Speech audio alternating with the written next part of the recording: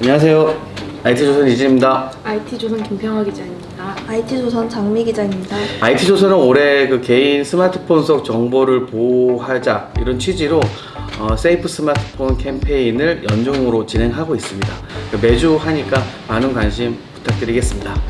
벌써 저희가 한 5주 정도 촬영을 했죠. 저 뜨거운 반응들이 댓글로 막 올라오고 있는데 여러분들의 반응에 부응해서 이번 주에는 요즘 가장 핫한 20대 국회가 마지막으로 열린 날 5월 20일 날 통과된 N번방 방지법 관련해서 좀 얘기를 해볼 것 같은데요. 이 실효성 논란이 좀 일고 있는데 그 정부 입장과 그다음에 이 실효성이 정말 있는 건지에 대한 문제점 이런 걸 좀 지적을 하면서 알아보도록 하겠습니다. 우선 김평화 기자. 네.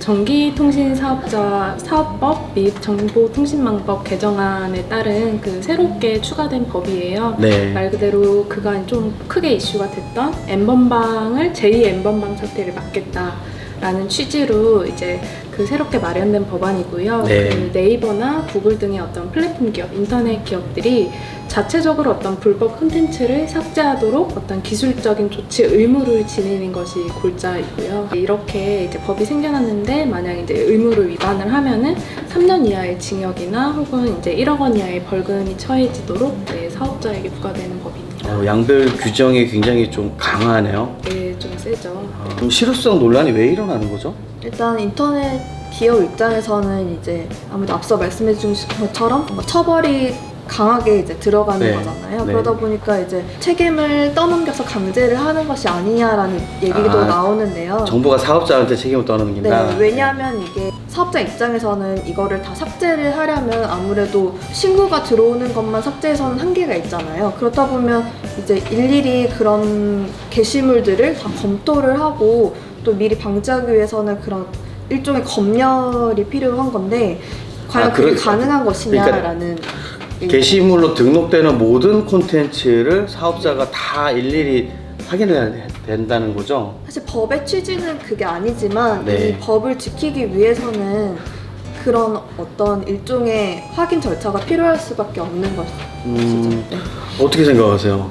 네, 그쵸. 사실은 이게 그 검열이라는 키워드가 이 N번방 방지법이랑 같이 굉장히 화두가 됐었어요. 네네. 그래서 정부의 어떤 이런 법안 자체를 인터넷 업계뿐만 아니라 시민단체라든지 아니면 사실 언론에서도 많이 좀 부정적으로 다루기도 해서요.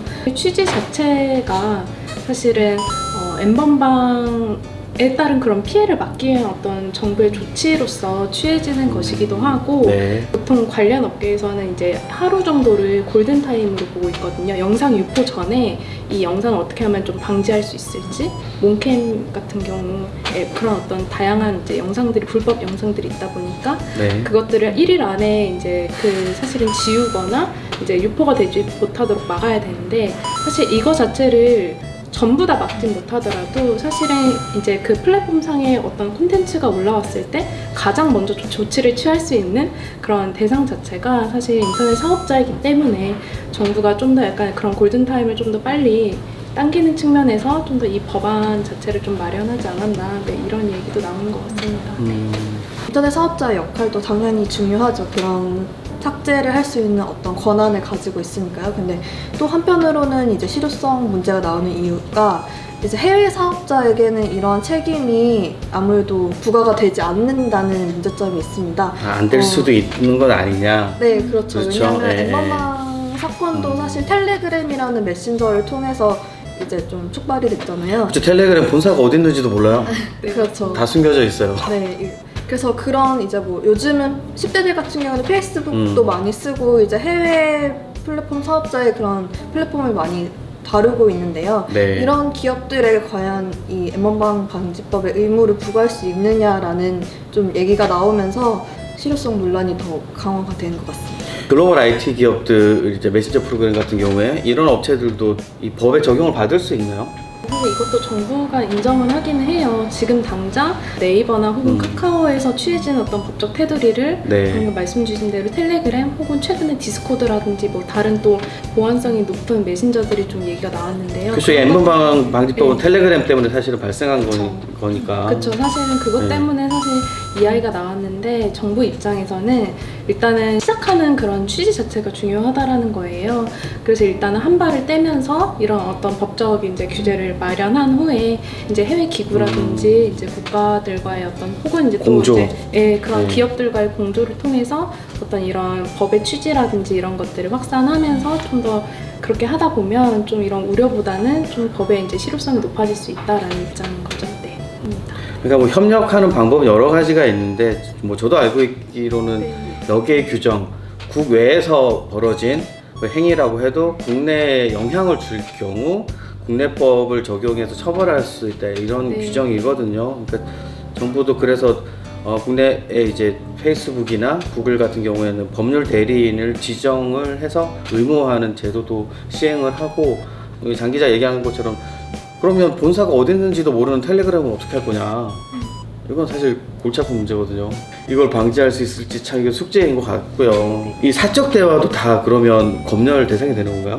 사적 대화라고 한다는 것도 굉장히 약간 민감하고 혹은 굉장히 약간 프라이빗한 어떤 문제 같은데 그 콘텐츠가 올라오는 것 자체를 보겠다라는 그러면 그 전까지는 그럼 인터넷 사업자들이 그런 콘텐츠나 내용을 전혀 볼 수 없었냐? 라고 좀 의문이 들 수도 있는 거죠. 그렇죠. 저도 예. 의문이 들어요. 예, 사실 우리 대화 다 보고 있을지도 몰라. 이게 방통위 네. 측에서는 공개된 SNS나 커뮤니티에 있는 게시물만 이제 적용이 된다고 설명을 했는데요. 네. 아무래도 사적 검열 논란이 일다 보니까요.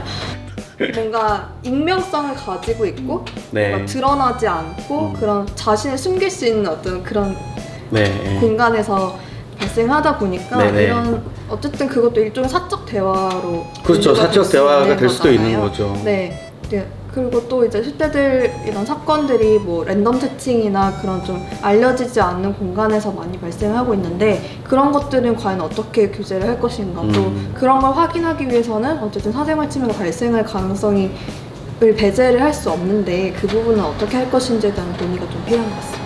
어느 법이든 사실 어떤 이해 충돌이 생기는 건 불가피한 것 같아요. 네. 그러니까 결국에는 어떤 가치를 쫓을 것이고 어떤 그 이익 형량 따져서 어떤 거를 더 유의할 것인가의 문제가 네네. 생기는데 그래서 결국 N번방 방지법이라는 어떤 이런 정부의 적극적인 이제 행위가 없이 그러면 지금 이 상태로 그러면 개선이 가능할까에 대한 고민을 해봐야 되는 것 같아요.